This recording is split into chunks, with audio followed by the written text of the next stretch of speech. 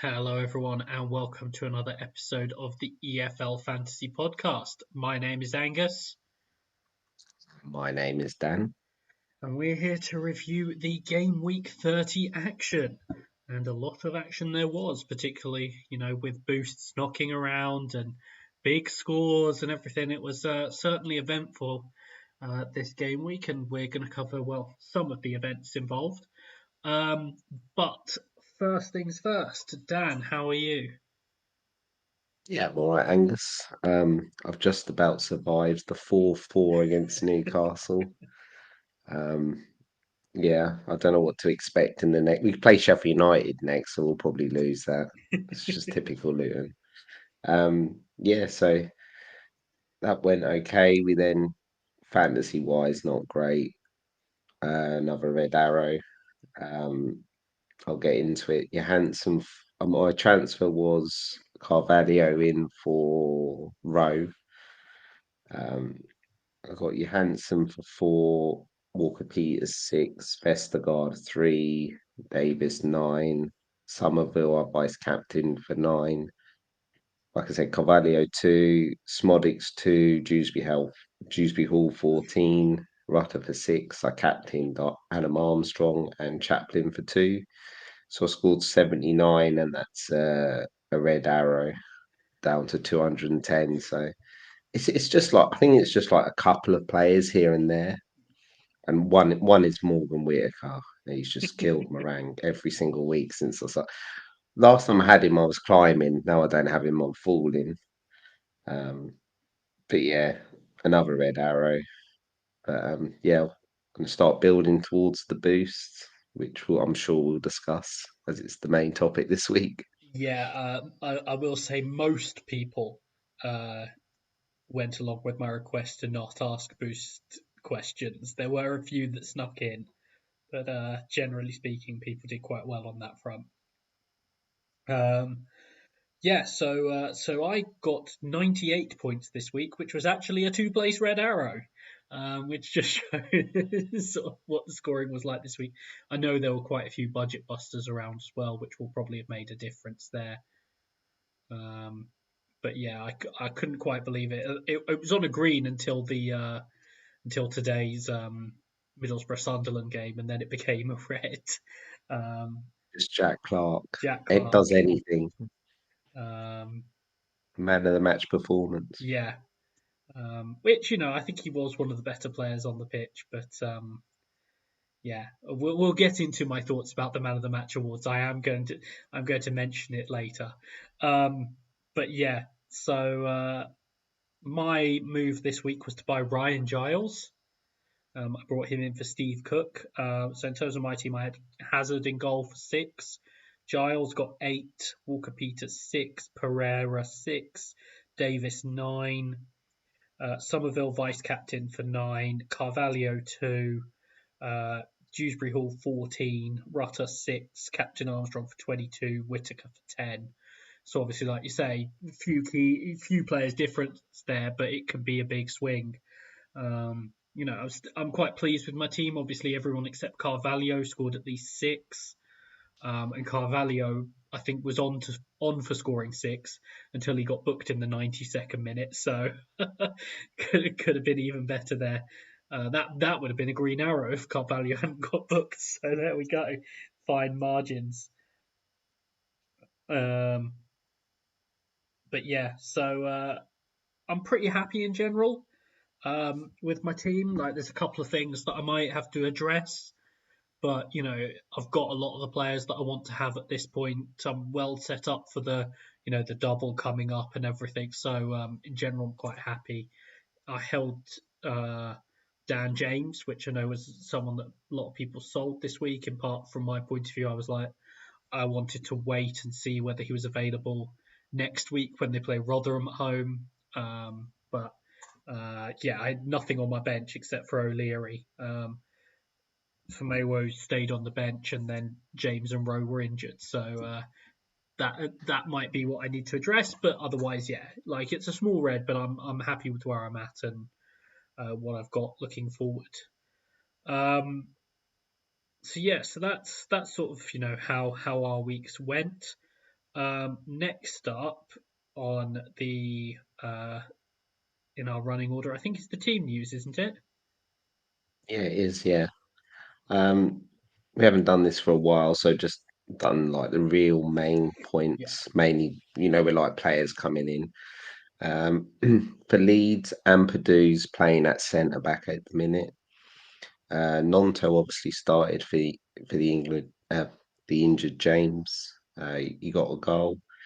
It will be interesting. I wonder if they just don't rush James back in, even if he Hmm. is fit. They could just let Nonto play the Blackburn ranking Costello's at right back. Recently, Gallagher's been playing up front, so Smodix is sort of playing in behind, which I'm not sure if it's really working or it might affect how well Smodix does. QPR, Dykes is playing in the 10 position. Um, Hull Philogene was back and he started. I know a lot of people were debating whether he was going to start, would he be in the squad? That's one of the reasons why I chose Carvalho over Philogene. I just thought Carvalho would 100% play. As Zahore and Giles also started, so two key players from their brilliant transfer window um, coming in and starting. For Millwall, Obafemi started up front. For Southampton, David Brooks was on the bench. For Preston, Keane and Emil Reese started up front. Um, Ipswich, Sarmiento played left wing. It seems Broadhead's not in favour. He's not played a lot of minutes recently. Jackson was up front, and Big Kiefer Moore was on the bench. Came on and got 2 goals. So I don't think he'll be on the bench in the next game. I don't think. Norwich McLean's back in at DM after his stint at centre back. Sargent's back. He's up front with Sarah pushing forward in the 10 position. Coventry, big blow for them. Not so much for fantasy, but Ben Sheaf's out injured. He's probably one of the best DMs in the league. Torp and Allen was sort of playing centre mid. Haji Wright was back playing left wing. Watford, Dennis was on the bench again. For Leicester, Doyle's back, and he's sort of playing like he was at the start of the season, sort of left back. McAteer, he played centre mid with Dewsbury Hall. Obviously, they lost. Well, indeed, he's out injured. Cassidy went back, got recalled by Chelsea, so he played centre mid, and Daka's back in after AFCON. He's up front. For Birmingham, Pritchard straight in as Cam, and Belix playing at centre back. So yeah, it's the team news. Obviously, mainly focused around the transfers during the window, Angus. Yeah, and I think there's some interesting ones there, particularly some going straight into the team. I think even the ones that happened late on in the window, it almost depended on did they have a few days with the team first, or was it sort of literally sort of on the Thursday night sort of thing. But but yeah, we will talk about the transfers as well. First thing we're going to cover off, as promised, is the boosts. It's we promised we would talk about it. It's sort of the main topic of conversation at the moment, obviously, um, with them resetting. And I think it was interesting. I think it's thrown up some interesting questions for people in this set. So just to run through, obviously tweeted them out from the pod account, but just to run through for people, the final set boosts are Overhaul, Goal Fest, Away Day, Triple Triple, Performance Enhancement, and Park the Bus. So in Performance Enhancement, I didn't really recognise it. I think it's one that was used in Champ Man on the site, but hasn't. I don't think it's been used in the Championship game. Um, Um, people who have sort of better memory for these things than me, that's what they told me, so I'm going to go along with it. um, it's a relatively self-explanatory one. All the performance bonus points are multiplied by two. Um, so, just to clarify for people on the other ones, Overhaulers Wildcard, Goalfest plus an extra 5 points for every goal scored in your squad. Away day, all your away players multiplied by two. Triple triple, your captain, vice captain, and emergency captain are all multiplied by three. Just explain performance enhancement. Park the bus, all defenders are multiplied by two. So just as an initial question, Dan, what were your thoughts on this set of boosts? Yeah, I think we pretty much guessed, mate. Away days was one of like the big boosts that hadn't been in either the first two sections. So I don't think it was like a major surprise. Away days drop in. Um, I think you've got to try and play away days. It's going to be the massive boost. Probably in the double if you can get it in the double. And I think the other one you definitely probably play is triple triple. It's just so easy to set Yeah, up for. It's and the points are massive. So those are the two that stand out. And then um, the third one's up in the air. I'm intrigued by the performance because we've got a lot of us have players that regularly score 3 or 4 bonus points, and if they're getting doubled, yeah. I'm trying to work out if that's better than a part the bus. I think I don't think I'll play Goldfest. I think that's too much of a risky boost. Yeah. Whereas I need to sit down and probably work out between the performance art and part the bus. Are you leaning um either way, or are you definitely playing triple triple and away day? I think away day is the obvious one. I Yeah, think it's just that opportunity. There are a few different game weeks where it lines up quite nicely in terms of away games and everything. So I think it's one that you have to plan towards a little bit, but particularly the way the weeks have ended up, you don't actually have to plan towards that much or any more than you would normally have to. So I think that helps. Triple triple, the fact that you don't need to plan for it at all uh, is a very handy one. I think the same can be said for the performance boost. Really, I think with most of these boosts, Park the Bus is a similar one in general. You don't necessarily have to plan towards them. Like you might make a few moves towards them, but Park the Bus, you're just as likely to look at your team on a particular week and see that you've got a good Park the Bus week as you are to actually plan towards it. You can sort of stumble into it, and I think it's the same for these boosts, which in some ways makes it quite interesting to see what people do because of the fact that you can just sort of play them as and when sort of they suit and what works when. Like, for example, some people will look at the double in 33 for away days. Other people will look at 37. Other people will look for sort of later in the season. It sort of depends who you've got, who you haven't got. Are you wanting to sell certain players? Are you wanting to buy certain players? I will play away days. I'm not 100% on which week I'll play it in yet. I'll likely play triple triple just because, yeah, it's just that easy thing, and something like you know Armstrong, Somerville, Dewsbury Hall, getting all three of those multiplied by three sounds pretty good to me. um, and then yeah, it will just sort of depend on how I'm looking and everything beyond that. So um, yeah, I haven't sort of had a proper think about sort of what I'll play and when yet though. Um, yeah, I think that's fair. Um, yeah, any there's a couple of questions that mention it. So in terms of the other thoughts, almost about the boosts, particularly in terms of when you might look to play them, we'll cover that later on because there's a couple sort of mentions of potential weeks and everything. But I think yeah, a decent set of boosts. I think, like you say, I've played Golfest once this week. It was just the way I ended up, and it was Just one disaster. goal, was it?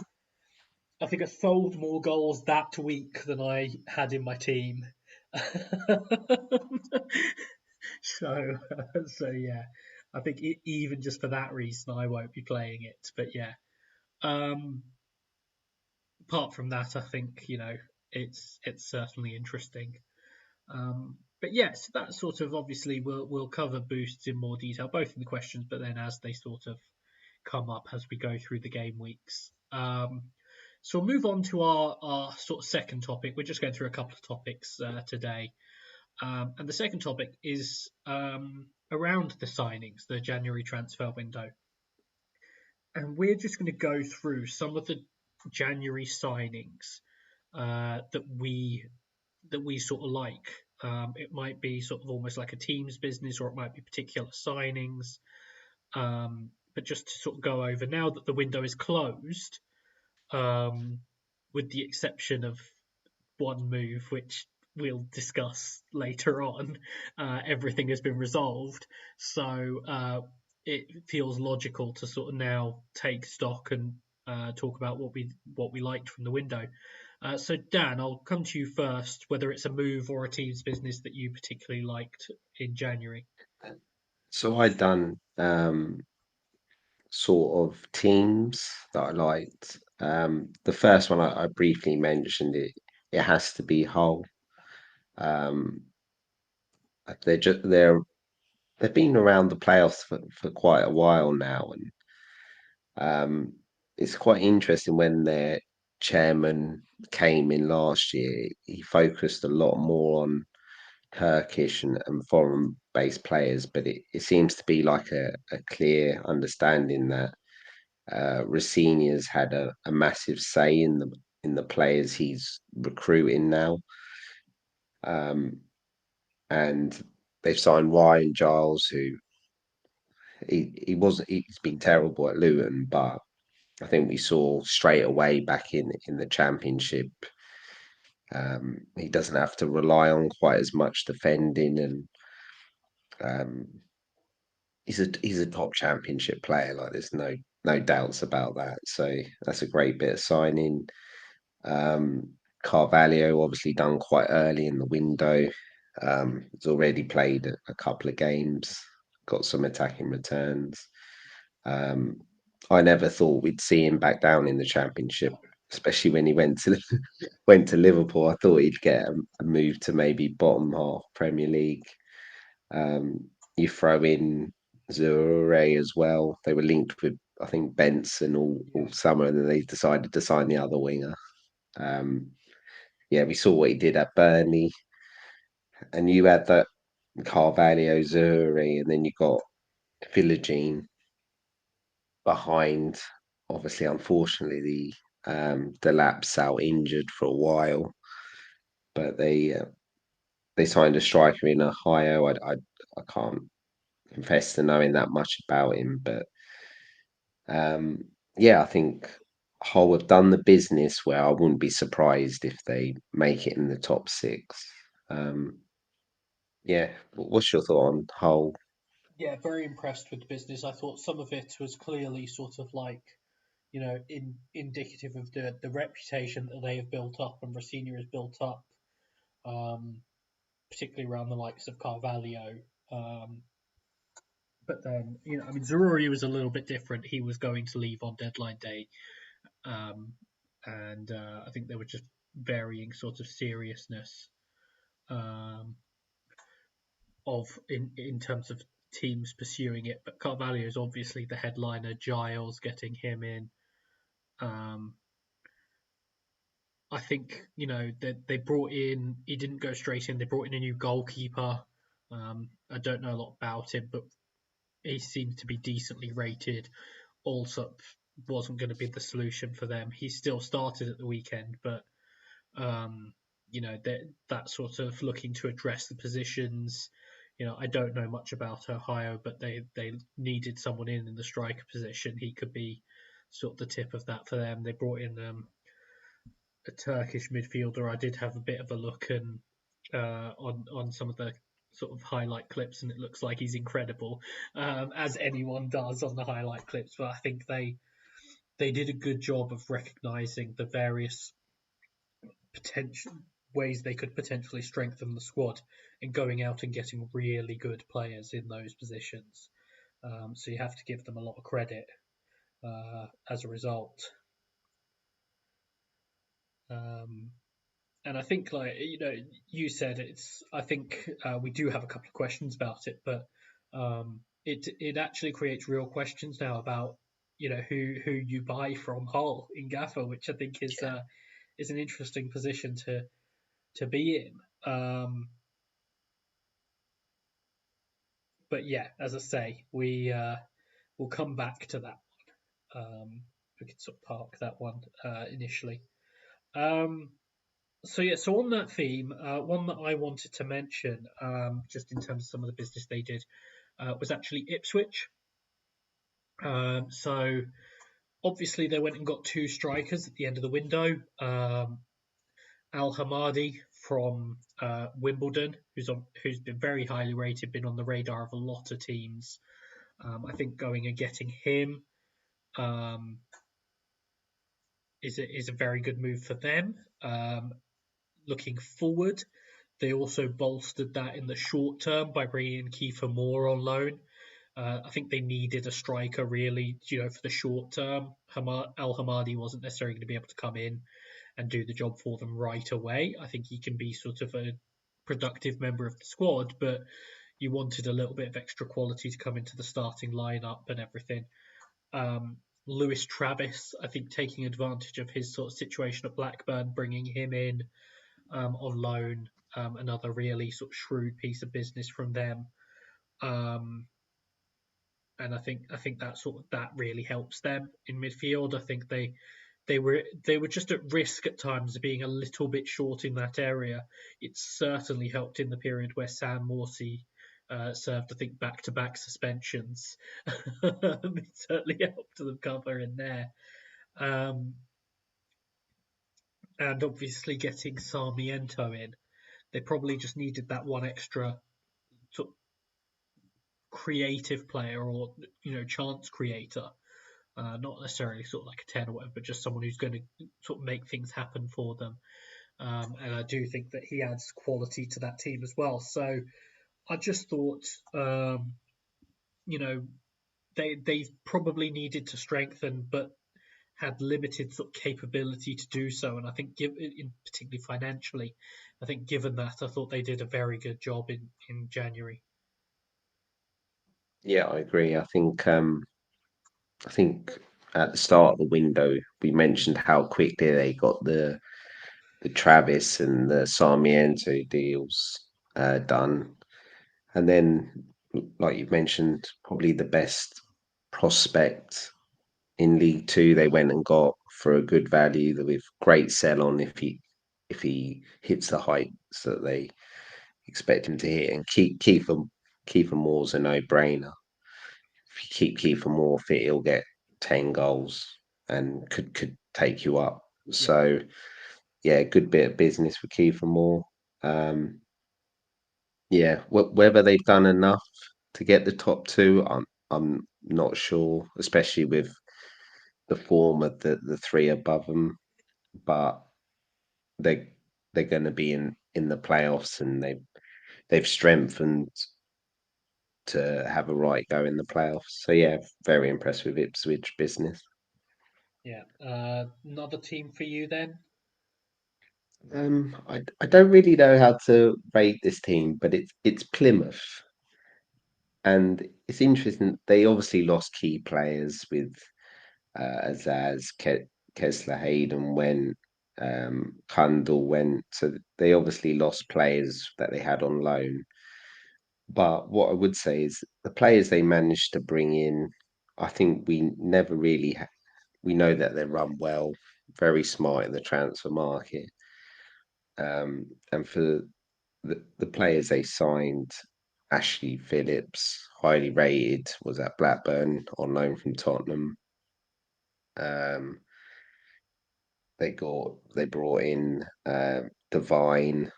another highly rated from Tottenham actually. Forshaw, um, with all the youngsters they're bringing in, they probably needed a bit of experience in the centre mid, so they got that done. Is it Gyabi or Gyabi from Yavi, Leeds on yeah. loan?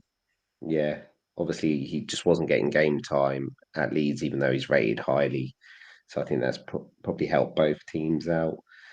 So yeah, I think there could have been a lot to worry about with Plymouth at the start, but I think they sorted it out, and probably their biggest news was they kept Morgan Whitaker, so he can Yeah. continue to annoy me week in week out until I bring him back in. But yeah, I thought Plymouth had definitely had probably the most interesting transfer window of the Championship side.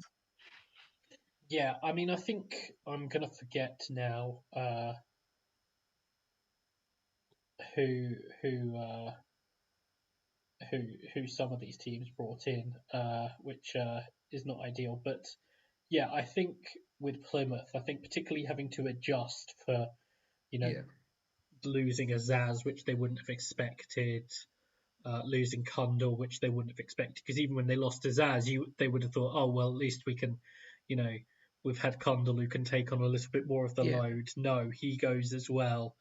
Um, and so I think being sort of forced into that situation um, makes it a little bit more awkward for them. And so I think particularly given that they had to adjust for that, yeah, I thought they did a really good job. Um, we'd seen Ashley Phillips previously with Blackburn. He's settled right in. Devine come right in and done reasonably well for them in a couple of games. Forshaw, like you say, that extra experience. So yeah, I think you know a good job by them. Realistically speaking, in terms of um, adjusting to that situation, which I think was obviously sort of forced upon them in that regard. Um, I want to talk briefly, just because I think it wasn't necessarily the biggest transfer business, but I think it makes a difference. I just wanted to mention Swansea because I think they identified the gap in their squad and looked to address it sort of aggressively, and I think there's something to be said for that. Um, with the new manager coming in, they had a shortage of wingers. And so what they did was they went out and got three wingers. Um, so they brought in Ronald from Brazil, um, Plaheta from Norwich, and Charles Sargo Jr. from Arsenal.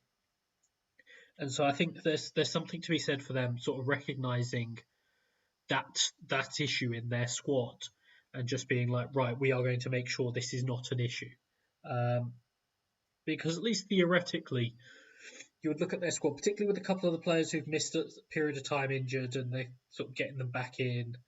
The likes of Nathan Wood at the back and everything, just sort of, and you would say, okay, this isn't too bad, but if you're going to play this new system, you need wide players, and so sort of going out and addressing that, I think, fair play to them because often you see clubs sort of confronted with an obvious sort of weakness and they don't really address it. So I just thought it was sort of credit to them that they actually did with multiple players. Did you have anyone else you wanted to mention? I just wanted to mention just like a couple of team Sunderland. Are they not allowed to sign a striker, or is there like some rule that they? I think so. It's like you've got to get. It's been nearly 2 years now. Just go and get a striker. Like I know they have brought in strikers, but it's it's going to cost them getting into the playoffs because you got Jack Clark's basically creating so many chances, and there's just no one really in the middle to put it away. So yeah, for them not to have signed a first team striker is really really bad. Um, What about Leicester? They had a bit of a nightmare, didn't they? With they were after the centre mid, weren't they? Yeah, so you got Stefano Sensi from Inter. They've been linked with him forever. Yeah, shout out to Fabrizio Romano, who I think about 5 times in the last 2 days of the window said the deal was done, and the deal never ended up actually being done. Um, yeah, it's a strange one, particularly because it seemed like they freed up the money. Obviously, they did have Cassidy sort of recalled and everything, um, but they ended up not bringing him in, which leaves them slightly short in the midfield area, particularly with Cassidy being recalled by Chelsea. Um, and it just seems a bit of a strange one, really, just to not get it over the line. Yeah, I don't know. Yeah, they didn't do it. They sort of got rid of a lot of depth players, didn't they? Yeah. But I think they'll be fine. They're going to go up, and I think so. Yeah, go on then, Angus. We know I'm going to the mention one a transfer. couple of teams first, and then I'm going to get into what I really want to talk about. So the first one I'm going to mention is Leeds. I Yeah, know there was a lot of sort of concern from some of their fans about lack of incomings, particularly after Jed Spence was sent back to Tottenham.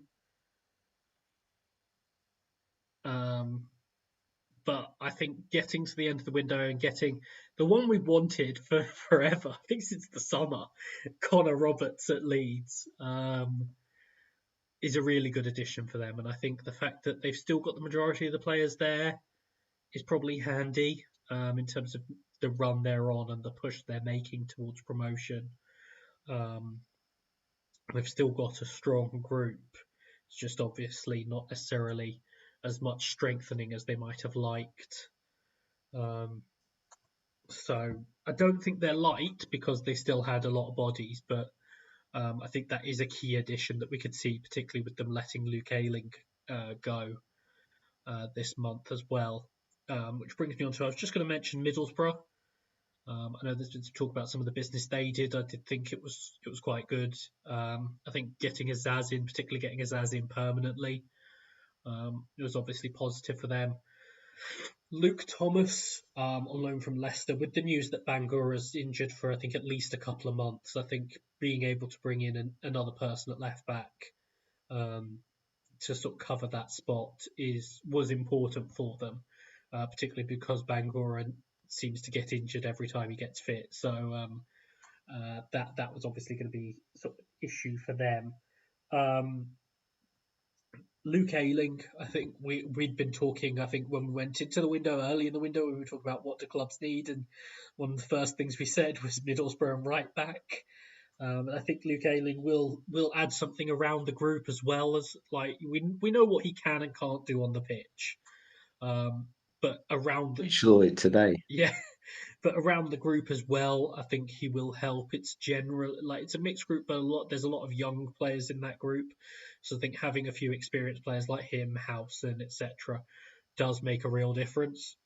Um, and it wasn't ideal for them, but I think still being able to offset it by getting decent money for Morgan Rogers because it's something that clubs are, not just the way everyone's talking about money at the moment, but it is something that they have to be aware of at all times. And so I do think just every so often making a sale like that helps you sort of top up the cash, so to speak, um, makes a big difference. And so I do think, you know, I think he's been improving this season, even from when we were talking about his finishing earlier in the season compared to where it was sort of by the time he's moved.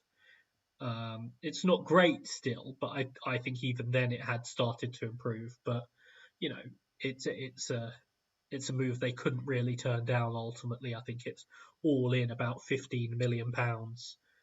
Yeah, Um, even with the considering they paid 25% 1 going million, to Man City, that's still a lot of money. considering they only paid 1 million, when it for him roughly. Two, I want to say, but it's not a lot. Yeah, It's still significant profit in yeah, the space of 6 months. So yeah. So now we get to talk about the transfer, and a few people will know that I think it was yesterday that I started getting into this the rabbit hole on this, and I have Twitter searched this name I think at least 5 times in the last 24 hours. And so, if anyone is aware of this transfer, I am talking about Duncan McGuire to Blackburn. Well, Duncan McGuire maybe to Blackburn. So it really starts, as it turns out, with Yondal Thomason, with Blackburn announcing on Friday that Yondal Thomason would not be talking to the media, which was all a bit strange. People started wondering, is this, him getting sacked? Is, something gone on here? What exactly is going on? And then I'm just going to quote what Yondal Thomason had to say after the game when asked about Duncan McGuire, who, bear in mind, was in attendance at the game. What should I say about Duncan McGuire? The Duncan McGuire case. I'm not allowed to speak about that case. You should ask Stephen Sahale about that case. I think you should ask Stephen Sahale and the ownership about the Duncan McGuire case. Now, some people don't know what the Duncan McGuire case is. So basically, Duncan McGuire is a forward player, I think, a wide player from Orlando City. Blackburn had initially agreed a deal to sign him. It appears they realised they didn't have the money, whether that's literally or FFP-wise. So they pulled out of the deal while Duncan McGuire was in the air on the way to complete the deal. I've been reading about this. He went and stayed in a hotel in Sheffield while it was being sort of hammered out. The deal was off. He also at one point was potentially going to go to Sheffield Wednesday. And I think that spurred Blackburn to come back with a loan offer of about 500,000 with a potential buy in the summer. Orlando City accepted, all the medical was done and everything, and Blackburn announced the signing of Duncan McGuire. It now appears they might not have completed the paperwork for Duncan McGuire. There is the appeal verdict is expected to be we're expected to find it out on Monday or Tuesday, but it sounds like potentially Monday. Now, this is just incredible when you think about it. This is a player that they had signed before the deadline announced they had signed, which is just that's the biggest thing. They announced they had signed him. Surely, if you don't announce you've signed a player until you've submitted the paperwork, but the fact that they've stopped the manager from talking to the media on Friday, they've told the manager he can't talk about this deal, is incredible. There's obviously the story around this about the other sort of issues with Thomason, including that he offered to walk away for free last summer, with a quote about, I think he received a hand grenade from the club in terms of the situation or the project. Although he also said he isn't considering his future and is concerned about the form of the team. But it sounds like all is not well there. And this is just an example of sort of the dysfunction that is clearly going on sort of behind the scenes that they've managed to cover up quite well. But I think, that the fact that we are, 3 days after the deadline and we don't know whether Blackburn have signed a player they announced they signed is just remarkable. And the more I found out about this, the more I just want to know more. I feel for Duncan McGuire. He was at the game yesterday. He's not allowed to play for Blackburn at the moment. He might not be allowed to play for Blackburn at all, despite the fact he's been sort of registered as a Blackburn player, or it's all a bit of a mess, really.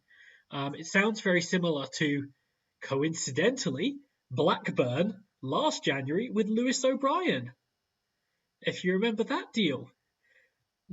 Why don't they just all clubs? Why don't they just do it a little bit earlier? Yeah, yeah, but like they did it in time with Lewis O'Brien as well. I think it was a paperwork issue then as well, and they had to go to an appeal, and that they weren't allowed to sign him then either. That was when he then ended up going to DC United, I think. But um, so yeah, so it was Blackburn last time we had this sort of thing as well. So I don't know who's doing the paperwork, like what they're doing about the paperwork. I saw a Blackburn fan on Twitter tagging their MP about the running of the club, trying to get them involved. It's been fun for me. Sort of obviously, I sympathise with Blackburn fans who are having to deal with this.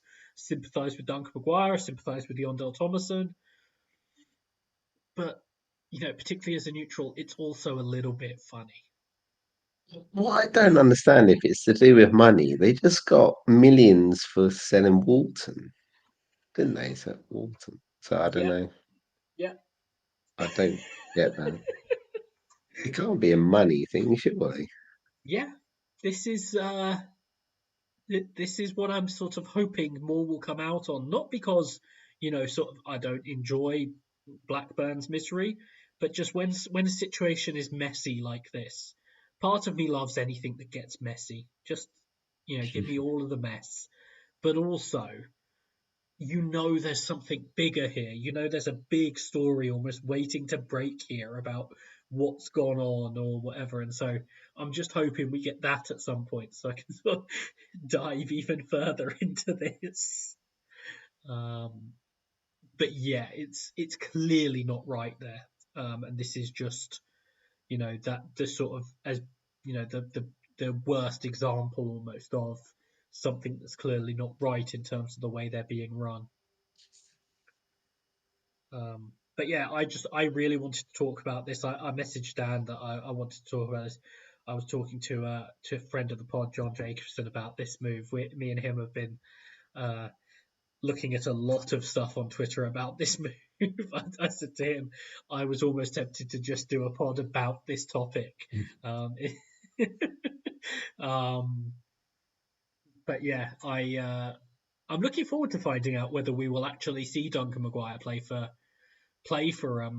Blackburn because it, If it, not, it you was might have to tune into MLS. it was his first professional season last year for Orlando City. I think he got 13 goals and 3 assists. So it's clearly a promising player there. But whether we get to see him play for Blackburn, I don't know.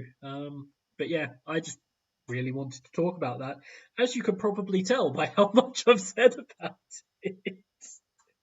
Um, but yeah, like when we're talking about all these other sort of functional deals, it seems quite remarkable that you've got this move that didn't happen as well, um,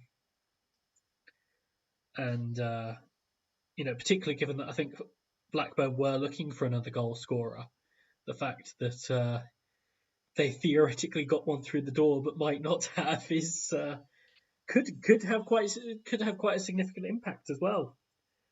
Um, for the rest of the season. So yeah, I did also think it was worth mentioning from that point of view.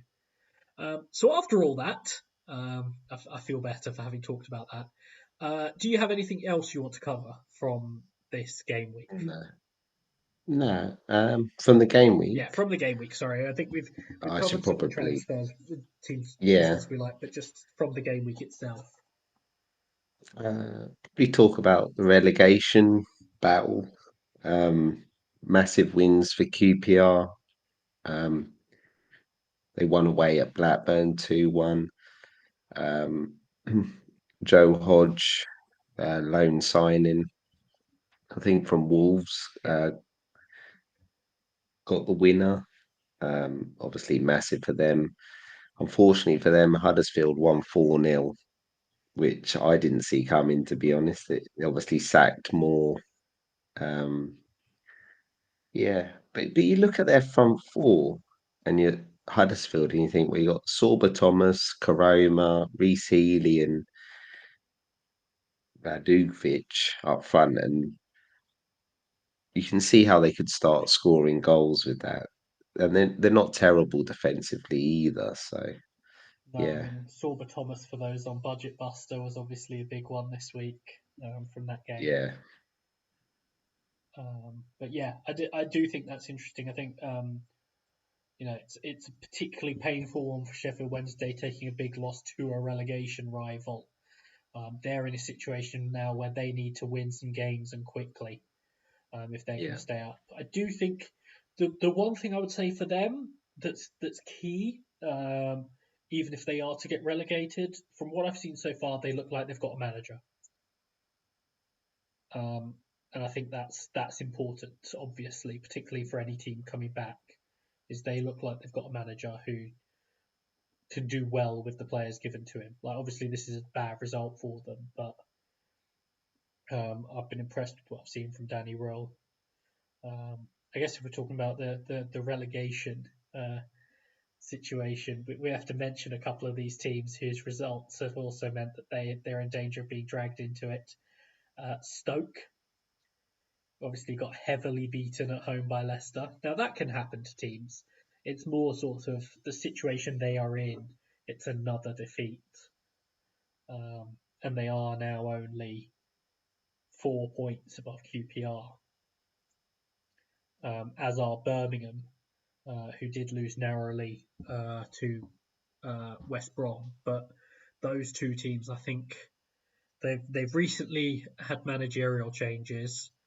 And I think there's some pressure on now. If particularly those two below start picking up some points, it looks like there could be some pressure on there. Next two for Stoke, away to Blackburn, and then at home to QPR. Yeah, You know how I love a relegation fight. yeah, yeah. Two massive games. Also, shout out to Sky Sports for putting Sheffield Wednesday against Birmingham on TV on a Friday night. Um, but yeah, so we've got that. I wanted to talk about. There's a second one that I'm going to get onto, but I wanted to talk about Hull. Actually, I know we've talked about them a couple of times, but I thought they did well in this game. I thought it was interesting noting that Philogene was back with a bang. Obviously, he scored the goal, got top bonus despite being booked. He was that good. Giles in the bonus, Greaves in the bonus. Carvalho was in the bonus until he got booked in added time. Tufan played up front. They are still going to be without Jean-Michel Seri because Ivory Coast managed to get through to the semi-finals of AFCON in mad fashion. But you look at them, it's more sort of the playoff battle, the two games that had the biggest impact there. I think them winning that game and Norwich beating Coventry, what was a very big game. I think, it would have been interesting, particularly if Middlesbrough had held on against Sunderland, really condensed that. But I think it just showed it is sort of getting quite tight again now.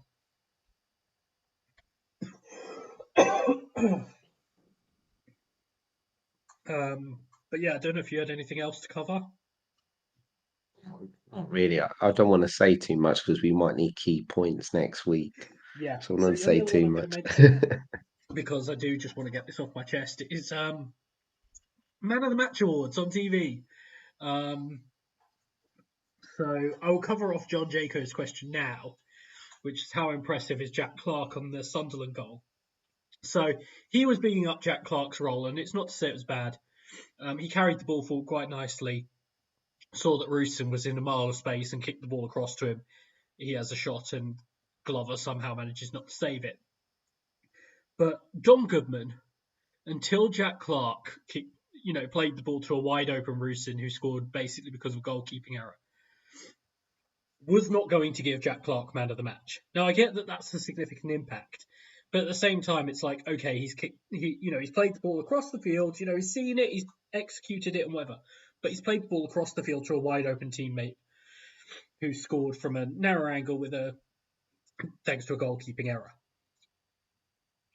And so he has swung his man of the match based on that. So I just think I'm not surprised, but it just sort of it was sort of like, okay, come on, like you weren't going to give him man of the match like 30 seconds ago. Like um They always do that, don't it? yeah. It's like popular players.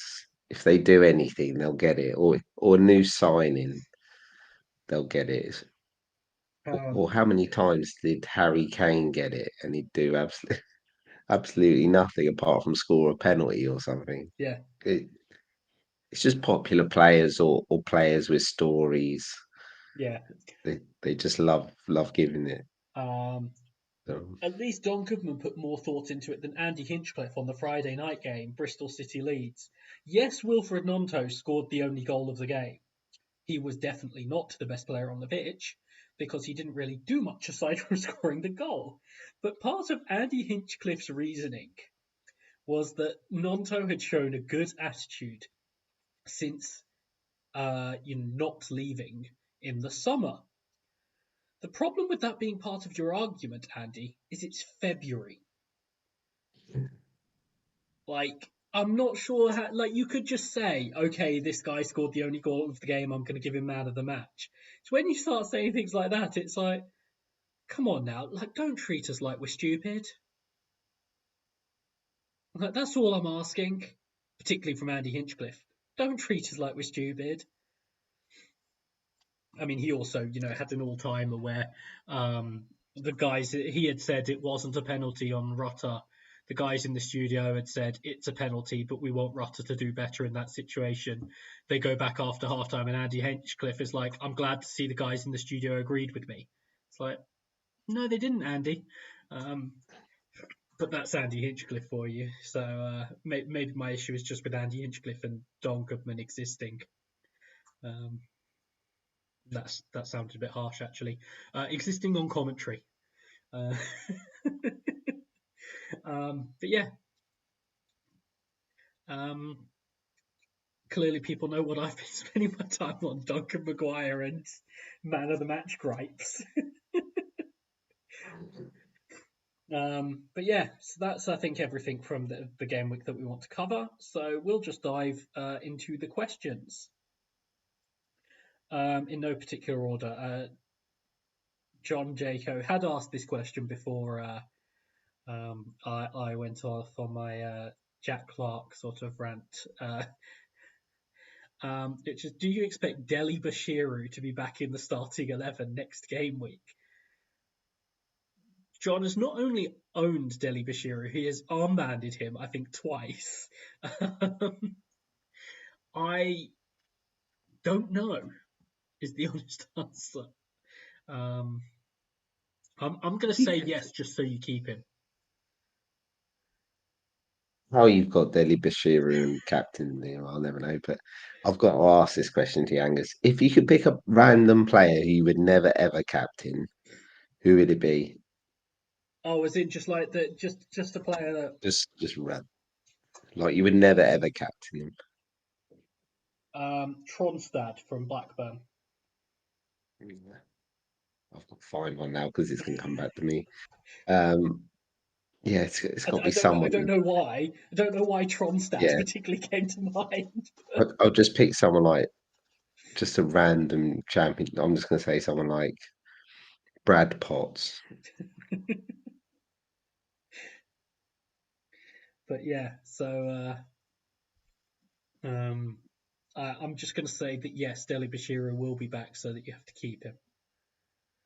Um, FPL Frog, are Norwich good now? Yeah, they I are. mean, results don't lie. They're a playoff team for 15 games. They're 1 point off the playoffs. Uh, Their form is they've been a playoff team for last 15 games. you know, I mean, when you've got a manager in charge like David Wagner, that was going to be inevitable. Really, he was. Do you know? I'm enjoying it because I picked as a joke because I thought they just wouldn't sack him. I picked the day after the last game of the season. Did you pick Angus? What day did you do? So I thought this game was going to be the game that got him sacked. So I think No. so I think that my date uh, for FPL Frogs Fredo's competition and when Wagner would get sacked. My date, I think, was the 5th of February. So I'm going to be out. But yeah, clearly they are amazing now. Beating Coventry without Jonathan Rowe as well. Yeah. Chris Hermitage has asked a question that I think will be on a lot of people's minds. How quickly do we get Kiefer Moore? So this is a topic, isn't it, Angus? The key for more conundrum we've had all week. Yeah. Uh, Uh, if people I'm knew getting him soon. how much time we've spent talking about Kiefer Moore this week, um, for multiple reasons, we have spent a lot of time talking about Kiefer Moore. Um, well, I think given that they have a double coming up, Yeah, I'm not sure it's you not going to want be him very this long. week. I think some people will go there, but I think there's an argument for waiting and seeing while they play West Brom. But I think Yeah, after that, Millwall and then the double, you're gonna want him then. yeah, I agree. But if people want to go straight to him, go for it. But I'd probably wait and see that he actually goes straight into the lineup. I assume he will. There's no reason for him not to. But the fact that it's not necessarily the best fixture possibly gives you an extra week to wait and see. Gaffer Hoops, assuming you will go through the boosts in detail, so considering the boosts, the upcoming double game week, and other upcoming fixtures, which teams should we be considering getting players for? Cheers, gents. Um, well, I think the immediate thing at the moment is the double. Obviously, the next Yes. game week is 31. There's the double in 33, which I think to some degree depends what you're going to do boost wise. I think there's a few different options that week, which starts with what are you going to do about away days? Away days you can play in 33, and you've got sort of a number of away fixtures there for players, including a couple of teams that have 2 away games in the double. Game week 37, you've got, for example, Middlesbrough have an away double along with Ipswich, Leeds, Leicester, West Brom, all playing away as well. Enough. I know they're Plymouth, not great, but it's against yeah, Blackburn. Plymouth as well. So do you think how much of your team is just going to be covered by that as well? So I do think those are probably your 2 weeks for away days. So it partially depends on which one of those you're going to play. Um, I think um, I it's think probably Hull are top. Southampton and Hull. Yeah, I would say that. But my transfer this week was to get Carvalho. I know you Yeah, brought in Giles. yeah, Lots of people brought in Villagine. Um, it's a bit trickier with Southampton just because I think most people have two. It's who do you go for the third one? I think will be a lot of the debate. yeah. And then obviously you've got Ipswich have a double as well, as we mentioned. Yeah, People probably have, well, most people have Davis, quite a few people have Chaplin, but some don't. yeah. Don't tell me about that. Um, and so I think, balancing that out, which again will get into your boost strategy. Because, for example, if you're going to play away days in 33, I know Dan will advise the opposite because he's been on the wrong end of this. Yes, Morgan Whittaker has a double. He has a double with 2 home games. So if you're playing away days in 33, Morgan Whittaker suddenly becomes less useful to you. So Morgan, with one of Ipswich's games in the double being an away game, whether it's Chaplin or Moore in for Whittaker, might be a move that you consider as a result. So that's where it's sort of like, you know, what your boost strategy actually is important in the moves you make. I also think it's important because not everyone is necessarily going to be able to get a team full of doublers. that you factor in, where you're going to get your other players from, particularly in 33. So say you're playing away days in 33, someone like Leeds have an away game. Does that affect things for you? We talked about Jack Clark. Sunderland have an away game in 33. West Brom Interesting. one Leicester away game. don't. Leicester don't. So, I'm not going to say sell Dewsbury Hall because I'm not a madman, but in terms of your other coverage, do you hold whatever Leicester defence you've got, even though it's not necessarily going to cover you that one? Do you sell it and potentially come back to it? It's all, does that affect your decision on whether you play away days that week? The fact that you wouldn't have your Leicester players, etc. So that's where, it's not prescriptive because I think there are sort of other weeks, but I think it's just sort of painting the picture of what your decisions are that you have to make. Because that then will clarify for you who you're moving on, who you're looking to get, and that sort of thing. I know that's not necessarily specific, but hopefully it's helped you in terms of helping you sort of focus on what you need to work out with regards to that. Billy Hadaway, my double game week 33 plan involves getting 2 whole mids. Considering they're Rotherham in 32, is it better to bring them in ahead of time if it means selling O'Hare at Plymouth and Clark at Sunderland for -4? I assume that's Clark at Huddersfield. But so, would you do that, Dan? Probably not. Not against those fixtures for a -4. Yeah, for Wouldn't -4. do that. I don't think so. You could maybe persuade me to do one and then the other, like one of them in that week and then one. In which case, bizarrely, given that I think he's got a decent game, I would probably sell O'Hare. I'd probably want to be without Jack Clark for as little time as possible. As I've someone been who without him hasn't for owned Jack weeks. Clark for It's a killed me. while, and Yeah. keeps getting punished by him, I think if you've got him, particularly more so if you've got him, you'll probably be thinking, I don't really want to be without this guy. But I also think that away game against Huddersfield, he could still do well in that game. So you might want to sort of split it over the 2 weeks, whichever one you're going to buy. Get one of them in for O'Hare in 32, so you've got that coverage against Rotherham, and then get the other one in 33. FPL Shaka Zulu, hola amigos. Fingers crossed there were no performance issues this game. There are a few comments about performance this week. Top picks for double game week 33, please. Ignore the boosts. 1 goalkeeper, 2 defenders, 2 midfielders, and 2 forwards. I'll come on to a second question because it's slightly different. So your top picks for game week 33. 1 goalkeeper, 2 defenders, 2 midfielders, 2 forwards.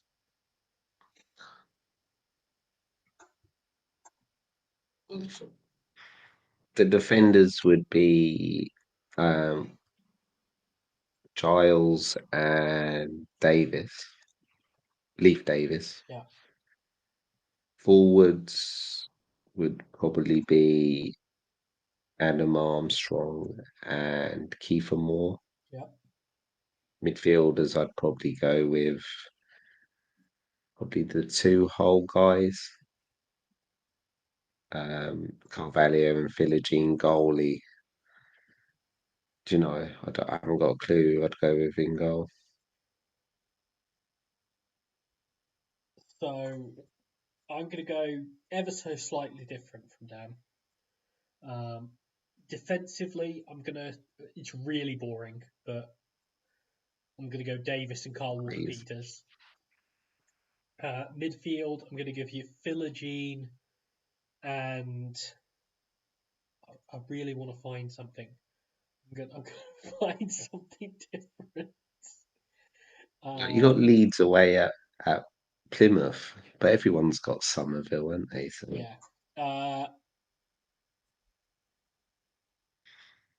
I'm going to say, Smodics? I was going to say I don't love their situation, but I'm just going to say Sammy Smodics because otherwise we'll just be recommending the same players. Yeah. Forwards, I think I have to say Adam Armstrong and keeper more, as much as I might want to try and find someone else. Goalkeeper, just because he's got two tough games, and that's when he ends up making like 50 saves. Is Victor Hansen? Yeah. Do you know, this year I haven't played Jeepers Keepers. I'm distraught about that. I brought And you've had Johansson. Hansen. He's got Dieng. Just sit. I play Dieng every week, Yeah, hoping he'll come back in, but he doesn't. So Johansson always gets subbed in. yeah. Um, and the other question here was if you chose to play midfield dynamos and away days and triple triple in 33 and 37, which one would you play in which week?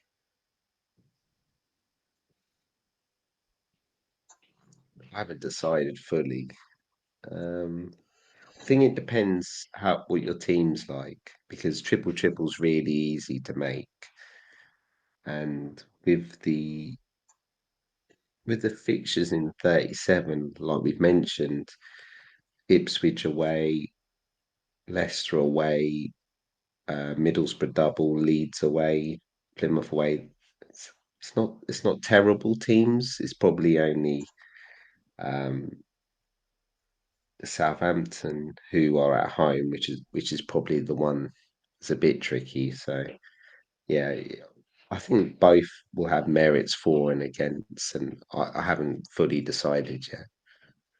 Yeah, and it might even come down to like you get to 33, you're planning to play sort of away days, and let's say Carvalho and, for the sake of argument, Kiefer Moore are doubts. Yeah, It might be that at that point you're like, right, I'm going to play triple triple this week and then wait to play away days instead. Like it might be that simple, essentially. That yeah, your hand might be forced. Um, but yeah, I think it's tough to choose sort of between. So I think it really is sort of working out which one you're happier with. Do you want to go for the more fixtures in 33, etc. But yeah, it could be something as simple as that forces your hand. Uh, AD Tour, if they brought out a new boost called Expensive Budget, what price points in each position would you have to qualify for the boost? So assume this is opposite of Budget Buster. so would you have unlimited budget? I assume it would just be the same, but that's a very good question Well, because otherwise I you'd be mean, limited in how many players you could have, wouldn't you? yeah, solely I'd probably say over Over five. five. But yeah, maybe you just do the opposite to Budget Buster. I think there's a bit of a middle ground. Like for example, defenders, it's under five. I think for this sort of thing, I'd want defenders to be over 5.5.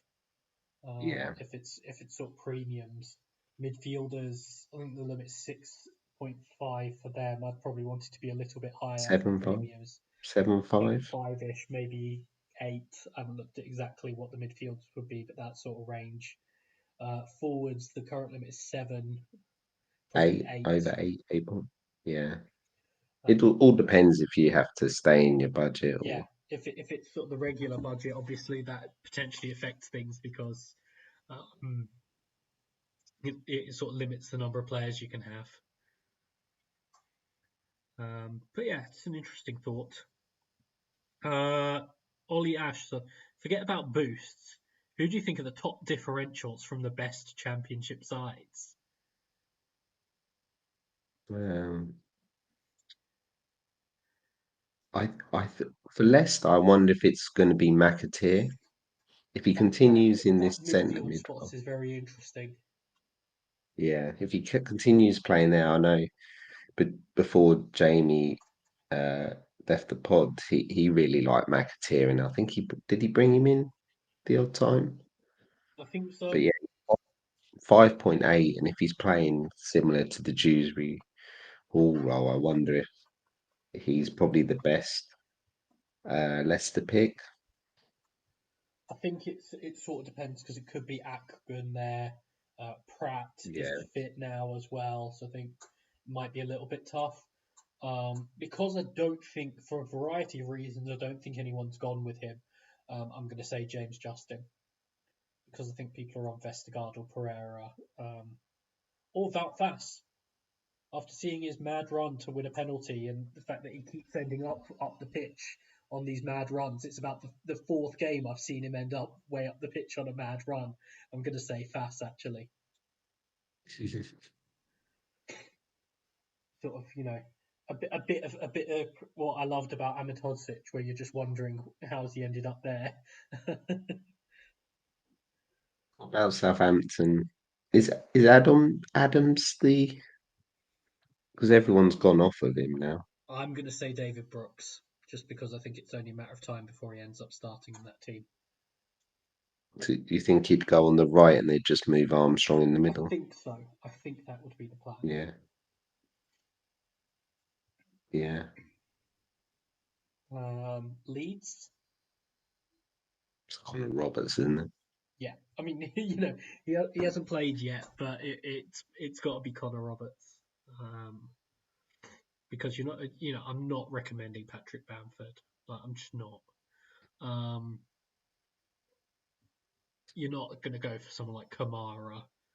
Um, so yeah, I think it has to be Connor Roberts. Ipswich, so Kiefer Kiefer Moore, but Moore. I don't want to say Kiefer Moore. Yeah, Sarmiento, I yeah, think, but he's 7'8". You would never go there. yeah. But I think if you're looking for to go something different from one of these teams, it is him. Yeah. Um, how far down are we going to go with this? Does anyone own anyone from West Brom? Is their whole team differential? I've I don't know if I've had a West Brom player all season. Um, from them, I'd probably say Darnell Furlong, Yeah, maybe Vyman probably. if he gets a run in the team. Um, Yeah, we'll just go Coventry and Hull. I know there are other teams close to them, but I think yeah. they're the ones of real interest in terms of a differential from them. From I Coventry, feel- it's Sakamoto still or Sakamoto. right, isn't it? Sakamoto or right, I think. Yeah, and Hull. I mean, it's so obvious for Hull, isn't it? It's just I think it might be Zahori because Yeah, everyone's going to go Carvalho or Philogene. yeah. I think it's the Rory. Uh, the Bombardier said, "What's the ideal triple up on Hull? Feel it's time to steam in, especially with favourable fixtures." I think it's actually pretty obvious. Yeah, I mean, I It's think it's Giles. I think it's Giles, Philogene, and Carvalho. I think if Yeah, you're wanting to be slightly different because you know everyone's going to have some form of that, even if they're not tripled up, they're going to have those three. Then I do genuinely think Zaruri is then the way to go against that, where you're still sort of going with a yeah. quality player who could match some of those guys, where you're not necessarily just going against for the sake of it. And who would you drop? Carvalho because he's a million more. I think so. Um, Yeah, triple mid would be a little bit can't do extreme. that. You can't do that with the Um, options. and so I think you'd only want to go with the double mid, and I think Philogene is still the main man. So in that case, it would be Carvalho. Yeah. Um, James, yes, I've got a question. Please, can I get a refund on Linton Dykes? I think a few people feel that way. Some people got a return from him though, so I think it was in 27 or 28. So Yeah. it's not all bad. FPL Klim has asked, will there be more double game weeks other than those that have already been announced? Which boost looks better for 33 triple or away day? Thanks. We've covered the 33 part in terms. I guess I should cover the more doubles, possibly. So it's again, it can potentially be impacted by the FA Cup. I think a team has to make the quarterfinals for another double to be called. Because the next round's in midweek, where I don't think Yeah, the championship no, have a no. game. So they have to make the Hmm. quarterfinals. They have to get through the next round, and then a double can be caused. Which is possible. I think Yeah, there's a few there's teams there's that there's could. I think there's three all championship ties. So Yeah, there so will there be will. so there will be a double caused, almost certainly. I'm not saying anything for certain now after the fixture rearrangement shenanigans, but in Get theory, yourself in trouble. yeah, yes, I'm already in trouble with people for you know just relaying the rules. So in theory, there will be another double. FPL JT has asked, can there have been a worse move this season than taking out Will Keane for Chaplin on Budget Buster this week for a -4 as well? Uh, That's a lot of points, isn't it? Oh my word. I think I did. I took Morgan Whittaker out, but it wasn't up for a boost or anything yeah, like that. yeah, that's a painful one. Um, he also said still a decent week though, so thanks for keeping me away from Underhaul a few weeks back. No problem. I think for those who had Budget Buster, it was a no-brainer. You see the scores this week, Yeah. and that's exactly why it was a no-brainer in terms of when we were saying if you can play Budget Buster, play Budget Buster. Because even those who had like sort of 7 players on Budget Buster were getting 160s, 170s even. Um, Name cannot be blank has said, quote, too soon for Philogene, eh? Yeah, for those who went right away on him, obviously you've won out. I was debating Giles or Philogene this week, so technically I'm 3 points down, but it's not the end of the world.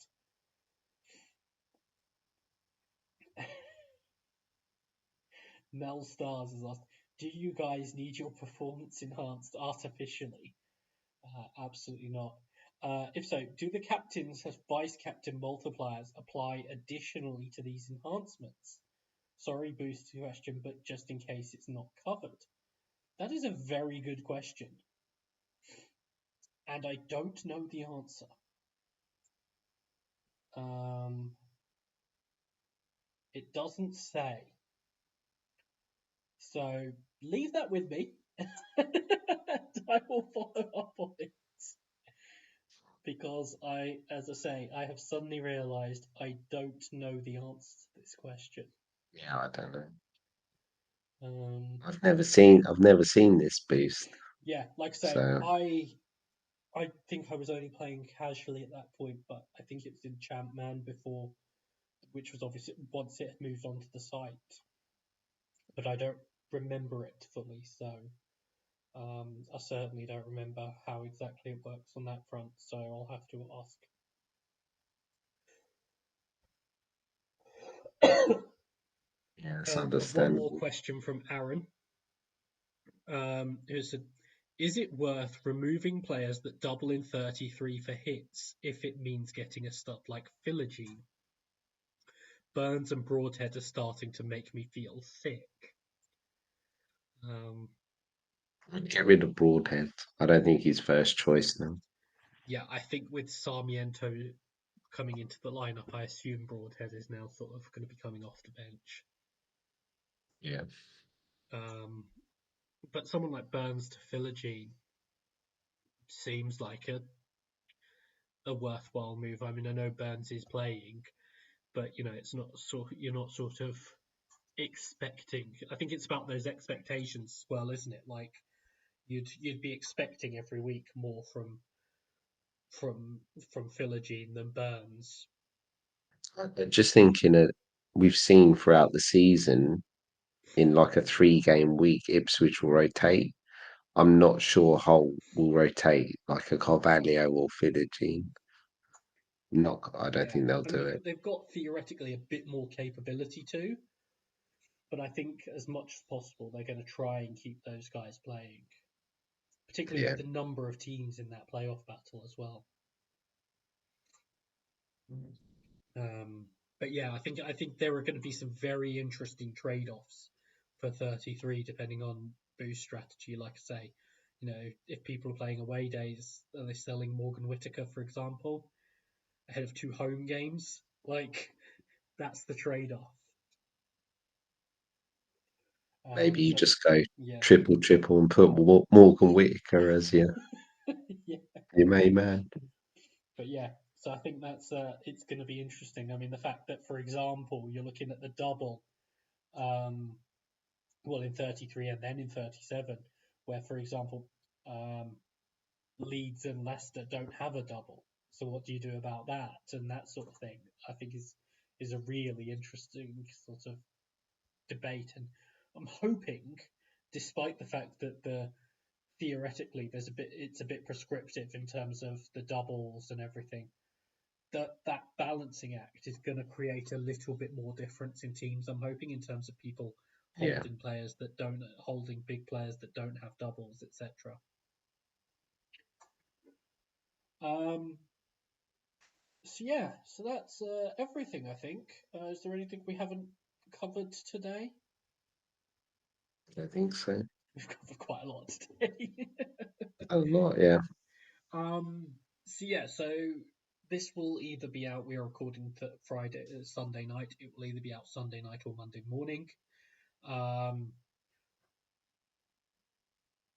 I don't think there's even anything sort of that has an impact going on midweek. It's sort of completely free midweek for once. Is it? Is it not FA Cup Oh, FA fourth Cup, of round? course. It's the FA Cup. So there we go. You'll theoretically be finding out the impact of the cup.